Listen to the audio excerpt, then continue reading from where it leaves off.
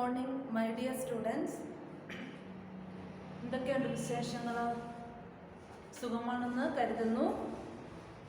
നമ്മളുടെ CRIയുടെ നെക്സ്റ്റ് ക്ലാസ്സിലേക്ക് ഏവരെയും ഒത്തിരി സ്നേഹത്തോടെ സ്വാഗതം ചെയ്യുന്നു. In the last class we discussed about different type of company on different basis. അതായത് പല കമ്പനികളുടെ പലതരത്തിലുള്ള ക്ലാസിഫിക്കേഷൻ, ഓരോ ഡിഫറെൻറ്റ് ബേസിസിലുള്ള ക്ലാസിഫിക്കേഷൻ എന്തൊക്കെയായിരുന്നു എന്നാണ് നമ്മൾ കഴിഞ്ഞ ക്ലാസ്സിൽ കണ്ടത്. കഴിഞ്ഞ ക്ലാസ്സിൽ നമ്മൾ പറയാൻ വിട്ടുപോയ ഒരു ഭാഗമായിരുന്നു ഏതെന്ന് പറയുന്നത് അസോസിയേറ്റ് കമ്പനി. നമ്മൾ ഹോൾഡിംഗ് കമ്പനി, സബ്സിഡിയറി കമ്പനി എന്നുള്ള ഭാഗങ്ങൾ കണ്ടതിൻ്റെ കൂടെ വരേണ്ട പോർഷൻ ആയിരുന്നു അസോസിയേറ്റ് കമ്പനി. നമ്മൾ കഴിഞ്ഞ ക്ലാസ്സിൽ അത് എടുക്കാൻ വിട്ടുപോയി. ആ ഭാഗം ഞാൻ പറയുകയാണ്. അസോസിയേറ്റ് കമ്പനി എന്ന് പറഞ്ഞാൽ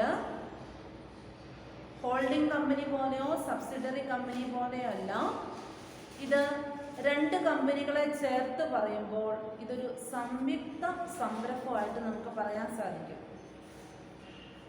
അതായത് ഒരു കമ്പനി മറ്റൊരു കമ്പനിയുടെ മേൽ അമിത നിയന്ത്രണമല്ല, ഒരു സ്വാധീനം, ശ്രദ്ധേയമായ ഒരു സ്വാധീനം ചെലുത്താൻ പറ്റുമെന്നാണ് പറഞ്ഞു വരുന്നത്. ഇത് ഇവിടെ ശ്രദ്ധിച്ച്, എക്സ്, വൈ രണ്ട് കമ്പനികൾ. ഈ എക്സ് എന്ന കമ്പനിക്ക് വൈ എന്ന കമ്പനിയുടെ മേൽ ശ്രദ്ധേയമായ സ്വാധീനം ചെലുത്താൻ പറ്റിയാൽ, എന്താണ് ഇങ്ങനെ ശ്രദ്ധേയമായ സ്വാധീനം എന്നതുകൊണ്ട് ഉദ്ദേശിക്കുന്നത്? അതായത് നമ്മൾ പറയാറുണ്ട്, എനിക്ക് എൻ്റെ കൂട്ടുകാരുടെ മേൽ ഒരു സ്വാധീനം ചെലുത്താൻ പറ്റി, എന്തോ ഒരു സ്നേഹ കൂട്ടായ്മ. അതിനെയാണ് അസോസിയേറ്റ് കമ്പനി എന്ന് പറയുന്നത്.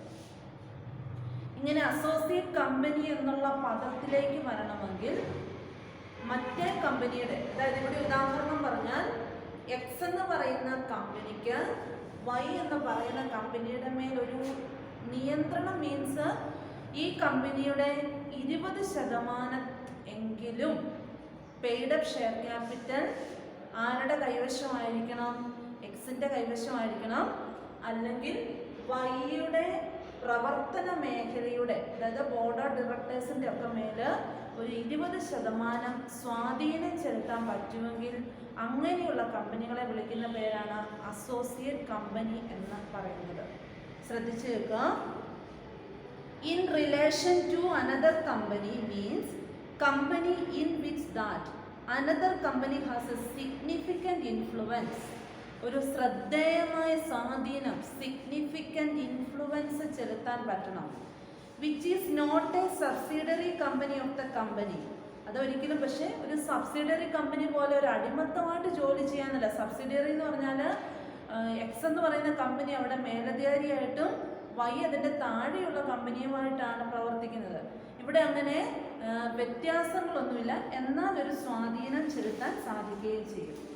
Explanation of this section clarify the expression significant influence. ഇവിടെ ഏറ്റവും കൂടുതൽ പ്രാധാന്യം വന്ന ഒരു പദം ഏതാണ്?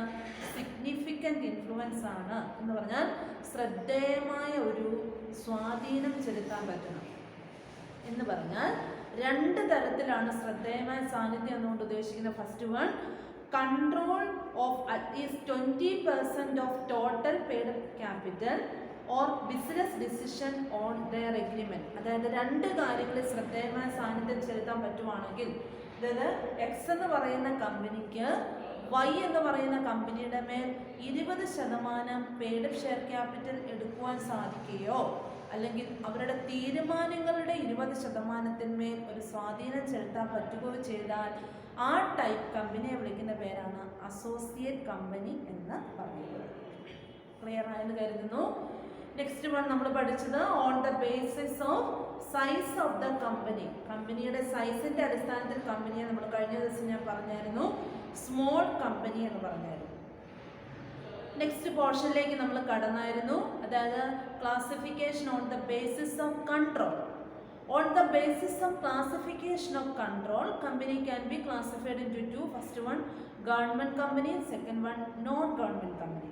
Government company means 51%, not less than 51% of paid share capital in the hand of central government or any state government, or partly by the central government or partly by the state government ന്റെ കൈവശമാണെങ്കിൽ അങ്ങനെയുള്ള കമ്പനികളെ വിളിക്കുന്ന പേരാണ് government company എന്ന വരെയുള്ള കാര്യങ്ങളാണ് നമ്മൾ പറഞ്ഞു നിർത്തിയത്.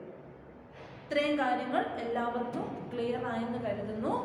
നെക്സ്റ്റ് പോർഷനിലേക്ക് കടക്കുകയാണ്. ഇനിയുള്ള പോർഷൻസ് അല്പം ടഫായിട്ടുള്ള പോർഷൻസ് ആണ്. അതുകൊണ്ട് നിങ്ങൾ ടെക്സ്റ്റ് ബുക്കും കൂടി ഈ ക്ലാസ് കേട്ടതിന് ശേഷം നന്നായിട്ട് വായിച്ചു നോക്കാൻ ശ്രദ്ധിക്കുക. നെക്സ്റ്റ് ഹെഡിങ് ആണ് rules applicable to government company. Rules ആർക്കുള്ള റൂൾസ് ആണ്? ഗവൺമെന്റ് കമ്പനിക്കുള്ള റൂൾസ്.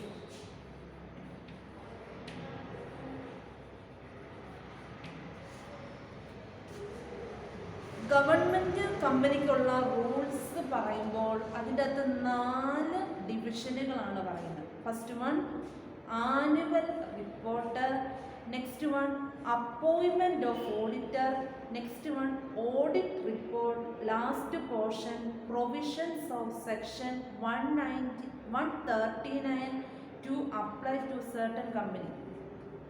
അതായത് ഒരു ഗവൺമെന്റ് കമ്പനിക്കുള്ള റൂൾസിനെ നമുക്ക് 4ആയിട്ട് തരം തിരിക്കാം.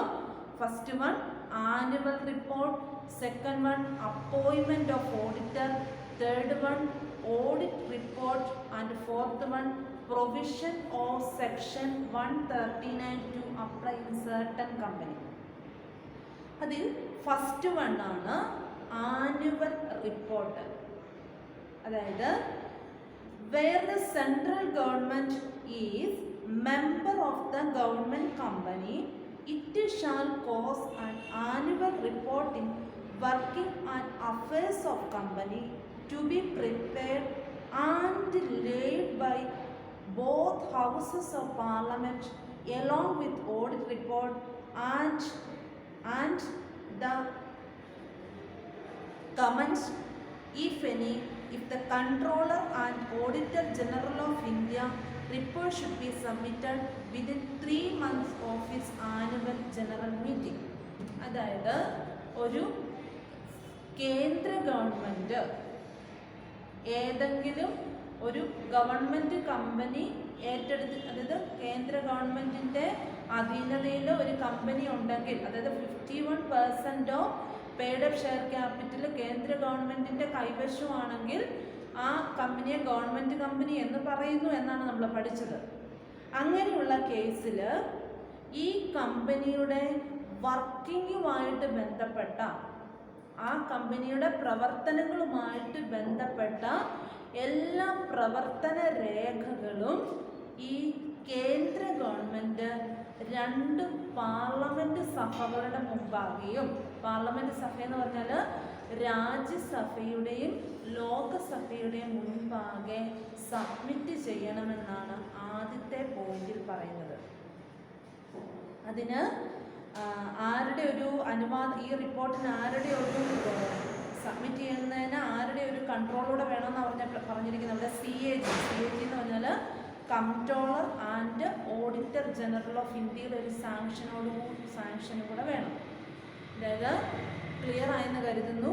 ആനുവൽ റിപ്പോർട്ട് എന്ന് പറഞ്ഞാൽ ഒരു കമ്പനിയുടെ പ്രവർത്തനങ്ങളുമായി ബന്ധപ്പെട്ട റിപ്പോർട്ടിനെയാണ് ആനുവൽ റിപ്പോർട്ട് എന്ന് പറയുന്നത്. ഈ ആനുവൽ റിപ്പോർട്ട് ഒരു കേന്ദ്ര ഗവൺമെൻറ് അംഗത്വമായിരിക്കുന്ന ഗവൺമെൻറ് കമ്പനിയിൽ കേന്ദ്ര ഗവൺമെൻറ് ഈ ആനുവൽ റിപ്പോർട്ട് 2 സഭകളുടെയും, അതായത് ലോക്സഭയുടെയും രാജ്യസഭയുടെയും മുമ്പാകെ സബ്മിറ്റ് ചെയ്യണം എന്നാണ് പറഞ്ഞിരിക്കുന്നത്. അത് ആരുടെ സമ്മതത്തോടു കൂടിയാണ്? Comptroller and auditor general of ഇന്ത്യയുടെ സമ്മതത്തോടു കൂടിയാണ്.